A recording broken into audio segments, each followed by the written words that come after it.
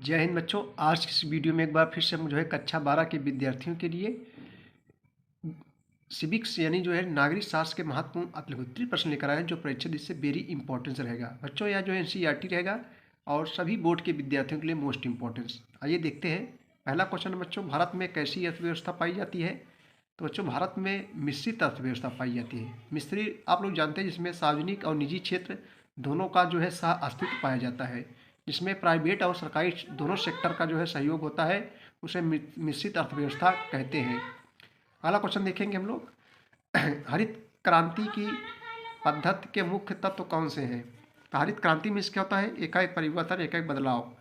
देखो, हरित क्रांति की पद्धति के मुख्य तत्व कृषि का निरंतर विस्तार, दोहरी फसल का उद्देश्य तथा अच्छे बीजों का प्रयोग है।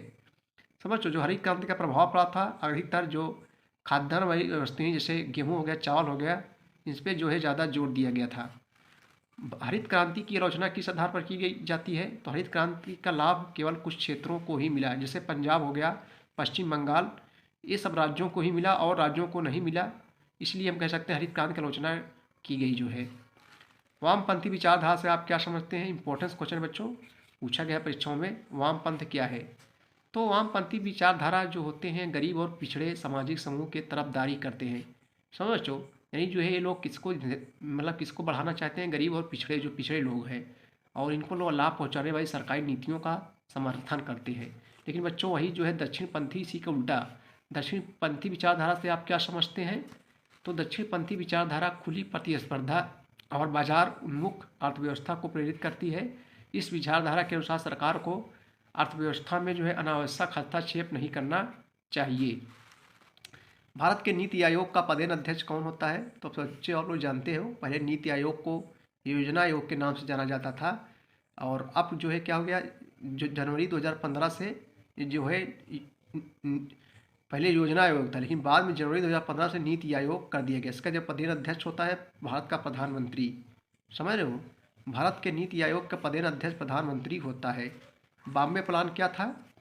आइए इस बच्चों इसका उत्तर देखेंगे हम लोग। बॉम्बे प्लान, देखो 1944 में भारतीय उद्योगपतियों का एक समूह बॉम्बे में एकत्र हुआ। बॉम्बे और जिसको मुंबई कहते हैं, बॉम्बे में एकत्र हुआ। इस बैठक में इन उद्योगपतियों ने नियोजित अर्थव्यवस्था चलाने का एक संयुक्त प्रस्ताव तैयार किया। ऐसे ही बॉम्बे प्लान के नाम से जाना जाता है, इसे ही बॉम्बे प्लान के नाम से जाना जाता है। जनवरी 2015 में योजना आयोग को समाप्त करके किस स्थान पर नए आयोग की स्थापना की गई? तो बच्चों, जनवरी 2015 में योजना आयोग को समाप्त करके उसके स्थान पर नीति आयोग की स्थापना की गई। योजना आयोग की स्थापना कब की गई थी? तो 15 मार्च 1950 को नई दिल्ली में योजना आयोग की स्थापना की गई। 13 अगस्त 2014 को योजना आयोग को समाप्त कर दिया गया। सार्वजनिक एवं निजी क्षेत्र के बीच दो मुख्य अंतर क्या है? तो बच्चों, सार्वजनिक क्षेत्र सरकार द्वारा एकत्र करों के माध्यम से चलाया जाता है, जबकि निजी क्षेत्र के अंतर्गत आने वाले व्यवसाय या संस्थाएं वे हैं जो निजी व्यक्तियों द्वारा संचालित हैं। निजी क्षेत्र का अस्तित्व लाभार्जन पर जो है निर्भर होता है। जेसी कुमारप्पा कौन थे? योजना आयोग से इनका जो है क्या संबंध था? इम्पोर्टेंस है। अर्थशास्त्री कुमारगुप्ता भारत में ग्राम विकास संबंधी आर्थिक सिद्धांतों के अग्रदूत थे।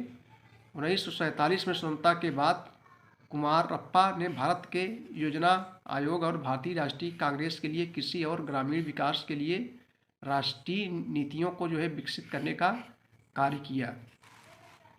ऑपरेशन प्लांट का संबंध किस रोजगार से है? तो ऑपरेशन प्लांट का संबंध जो है दूध उत्पादन से संबंधित है। The milk man of India के नाम से लोग कौन लोकप्रिय है? तो बच्चों, वर्गीज कुरियन। पीसी महालनोबिस कौन थे? आइए उत्तर देखेंगे। पीसी महालनोबिस एक प्रसिद्ध वैज्ञानिक एवं सांख्यिकीविद थे। वह दूसरी पंचवर्षीय योजना के जो है योजनाकार थे। हरित क्रांति किस दशक में हुई? तो हरित क्रांति 1960 के दशक में हुई थी। कब हुई बच्चों? 1960 के दशक में। मिश्रित अर्थव्यवस्था क्या है? भारत में मिश्रित अर्थव्यवस्था अस्तित्व में। इसमें उत्पादन के दो क्षेत्र होते हैं, एक सरकारी और एक निजी। सरकारी और निजी माने प्राइवेट। अगला क्वेश्चन बच्चों, मोस्ट इंपॉर्टेंट, कई वर्षों परीक्षाओं पूछा जा रहा है। प्रथम पंचवर्षीय योजना का कार्यकाल क्या है? तो प्रथम पंचवर्षीय योजना की अवधि 1951 से लेकर 1956 थी। और प्रथम पंचवर्षीय योजना पर किसका जोर दिया था? किस पर? कृषि पर जोर दिया गया था। नहीं बच्चों, ज़्यादा सरकार ने अपना ज़्यादा धन जो है किस पे व्यय किया था? कृषि पर ही व्यय किया था। अगला क्वेश्चन है, भारत में नियोजन के किन्हीं दो उद्देश्यों का उल्लेख कीजिए। ये भी इंपॉर्टेंस कई वर्षों परीक्षाओं में पूछा जा रहा है। तो नंबर 1 है बच्चों, भारत में नियोजन के दो उद्देश्य निम्नलिखित है। नंबर 1, भूमि सुधार कर कृषि क्षेत्र और खाद्यान्न उत्पादन में जो है वृद्धि। खाद्यान्न जैसे गेहूँ हो गया, चावल हो गया, इसको खाद्यान्न कहते हैं। नंबर 2, विदेशों से खाद्यान्न आयात पर जो है निर्भरता समाप्त कर खाद्यान्न उत्पादन में आत्मनिर्भरता प्राप्त करना। जो विदेशों से मंगाया जा रहा है, अपने यहाँ खुद बच्चों जो है उत्पादन करना। समझ रहे हो?